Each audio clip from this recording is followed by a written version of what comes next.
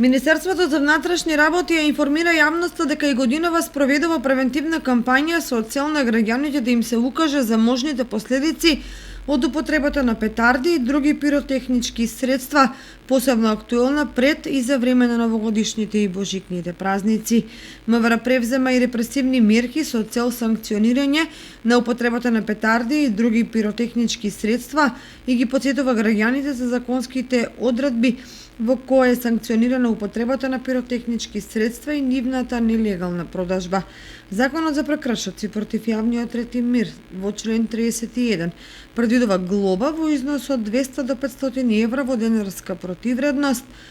за оној кој неовластено пука од огнено оружје, потребува пиротехнички средства или сличен експлозивен или лесно запалив материјал или на сличен начин го нарушува мирот и безбедноста на граѓаните. Согласно Кривичниот законник, член 396,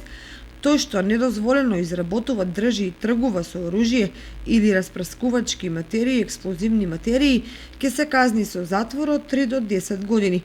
Во случај ако предмет на делото од ставот 1 е поголемо количество на огнено оружје, муниција или експлозивни материи, или огнено оружје, муниција или експлозивни материи кои на граѓаните им се забранети, сторителот ќе се казни најмалку 5 години затвор.